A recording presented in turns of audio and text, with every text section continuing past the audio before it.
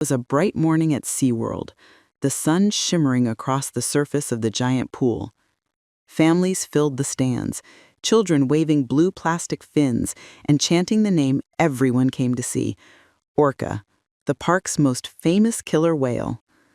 The show was about to begin, and at the edge of the tank stood Jessica Moore, a seasoned trainer with 8 years of experience and a heart that beat only for the ocean. Jessica had raised Orca since he was a young calf rescued from the wild. He wasn't like the others, larger, stronger, and far more intelligent.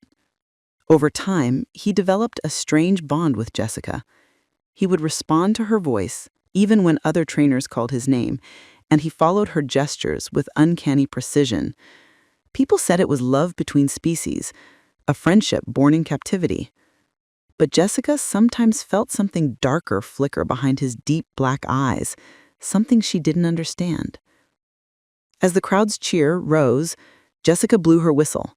Orca's sleek body sliced through the water, leaping high into the air, landing with a thunderous splash that drenched the front rows. The audience laughed and clapped, but Jessica noticed something odd.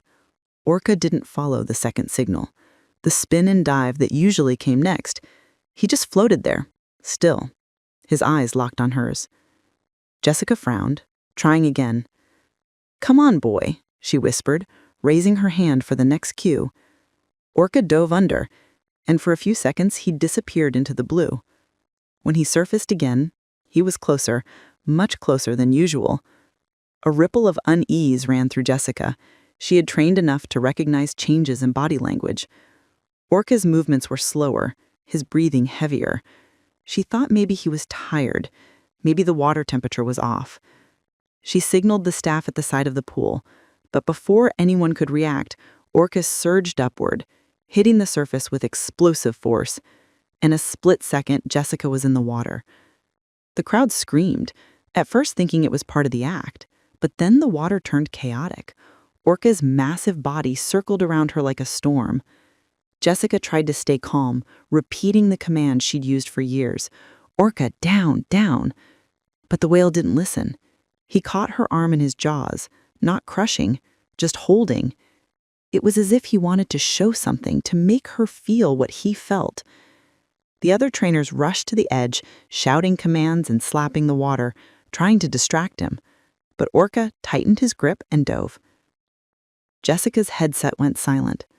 Bubbles and blood clouded the surface.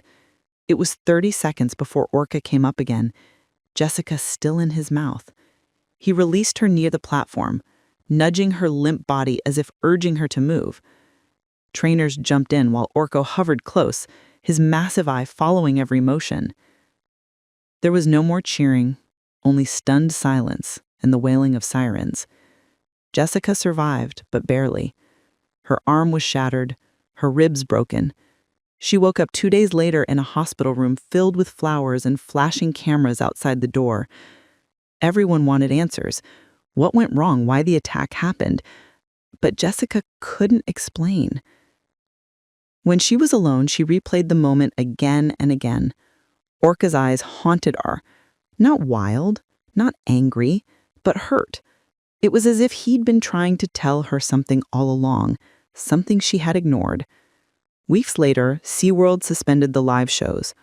Orca was kept in isolation, restless and silent. Jessica, though told never to see him again, couldn't stay away. One night, against all warnings, she went back to the pool. The stadium was dark and empty. She stood by the water's edge, her cast still on her arm. "Orca," she whispered. The water rippled. He was there, watching her from below.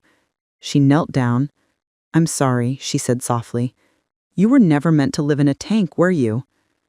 Orca surfaced slowly, his blowhole releasing a gentle puff of air that misted her face.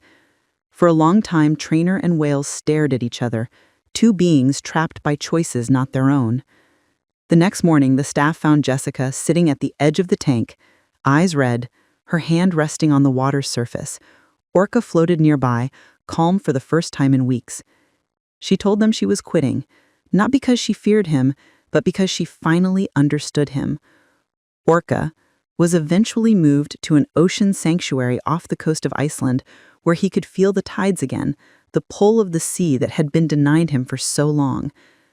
Sometimes, when Jessica visited, Orca would surface near her boat, letting out a long, echoing call that rolled over the waves.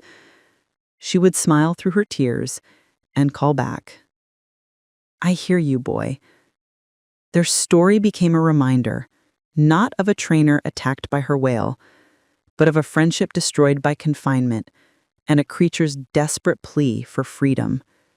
And somewhere, deep beneath the cold northern waters, Orca swam free, no longer a performer, but a voice of the wild that once roared in silence.